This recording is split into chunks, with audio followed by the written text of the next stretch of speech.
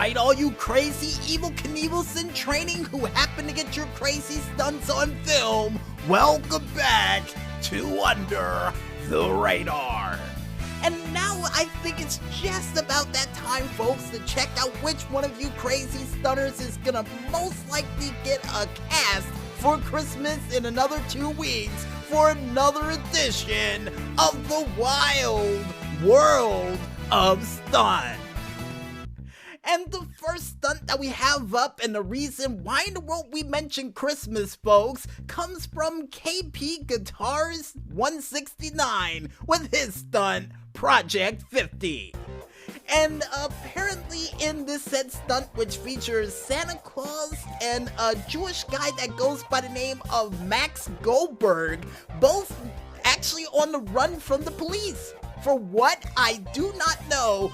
But all I do know, folks, it leads to an epic showdown on the top of Mount Gilead between these two guys who decided to team up to run away from the law, only for Max Goldberg to get pushed off of the mountain by Santa Claus, and for Santa Claus to jump off himself, turning both of them into makeshift cheerleaders, and for Santa Claus to be the only one to get a, I guess, parachute for Christmas. So Max Goldberg didn't get a parachute for Hanukkah, causing him to fall to the ground and end up with several different contusions and a concussion, and according to the doctors, also ended up like Inspector Gadget, while Santa Claus flew away with an Uzi in hand, pointing in a cool pose to try to shoot at the police before the video gave out.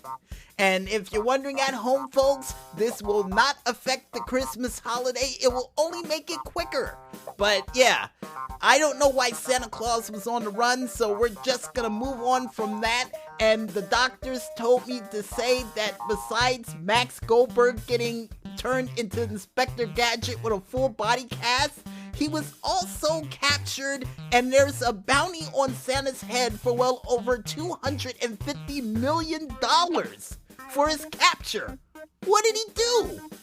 Well, you know what, ladies and gentlemen, we're gonna move on from that because the next stunt that we have up comes from the stunner Oscar 28 Adrian with their stunt, Fly Away. Or Fly Back, according to the translation. And in this said stunt, the two motorcyclists trying to run from the cops. Is that a theme for this week? People trying to run from the cops, Maestro? It is? Sort of. Right.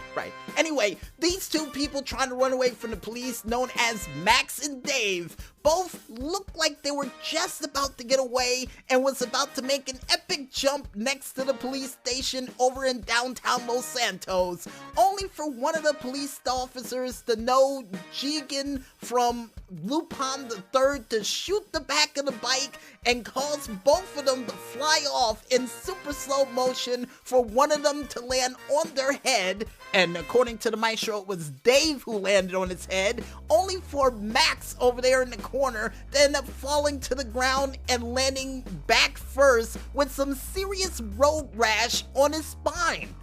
Ugh.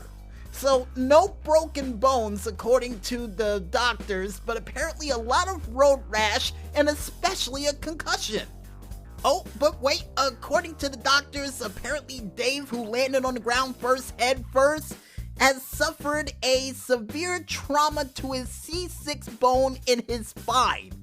Ugh, that sucks. I know what that feels like personally, so get well soon. Hopefully you're able to recover. Just say that much. And the next stunt that we have up comes from Gamer.82393 with their said stunt, Project 7UB or 7UGBOIBO. What, 7Gboigo? I don't know. Anyway, this said stunt, which involves a girl that goes by the name of Molly, who decided to go to the sewers of Los Santos and decided to try to use it as a half pipe while riding a Moto X bike. And that rhymes. And would decide to do so by actually kicking up on the side of the wall and then riding on the side of it I don't even know how to explain this properly. Let's just say that she was at a full 90-degree angle, wall riding to the ground as low as possible, only for her to kick the bike back up in the air, land on both wheels like, what, Maestro? Like a glove? And just drive away like nothing happened. So, it's incredible to see this happen, but at the same time, I got a feeling I gotta call Ripley's to believe what I just saw, because that's outrageous. She was able to pull off that stunt with no room for error at all, which tells you how skilled she is at riding a bike. Congratulations.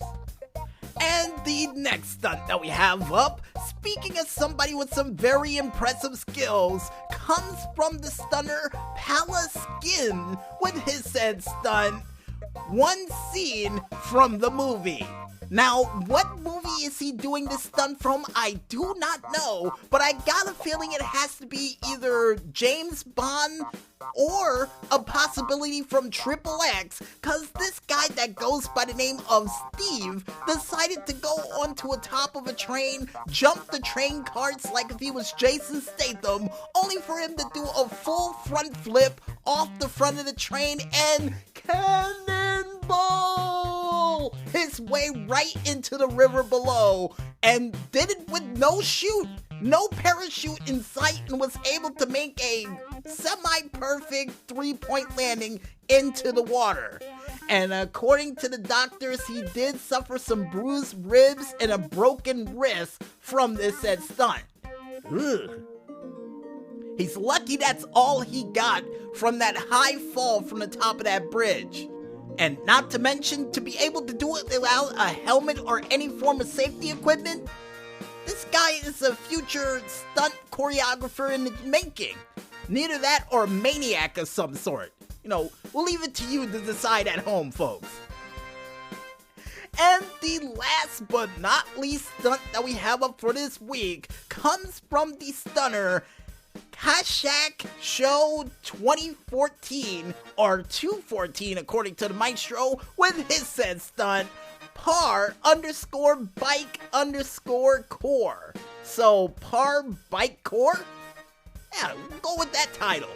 And in this said stunt, the stunner that goes by the name of James, who was bored in front of the Diamond Casino, neither that or lost money and decided to make a bet with a couple of people outside, decided to use the off-ramp to the Diamond Casino to actually kick his way up into the air, skip off the fence, and go right onto the street with both wheels hitting the street like what, Maestro?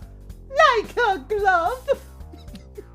For him to just drive off with everybody in the parking lot, including the valet, slack-jawed by what he just did. And apparently, from that one stunt, according to the Maestro, he made $500,000 off of that stunt. Nice! And me and the PR department, along with the Maestro, decided to give this stunt a perfect 10. And luckily, we didn't bet against them during this said stunt, so we made a couple of GTA dollars on this as well. Nice! And if you guys want to check out any other crazy and zany stunts of people trying to get themselves maimed for unnecessary fame, you can head on over to the socialclub.rockstargames page, only known as socialclub.rockstargames.com, and just click ever so lightly on that video page to check out a couple of crazy stunners who's gonna try to pull off a miracle on 34th Street with a cool stunt that will even impress Santa Claus himself, which for some strange reason was featured in one of these stunts as a fugitive. Which at the same time, I'm wondering right now, wouldn't that make for a cool movie? It probably would. Schwarzenegger would probably play Santa Claus though, so I don't know how I would feel about it.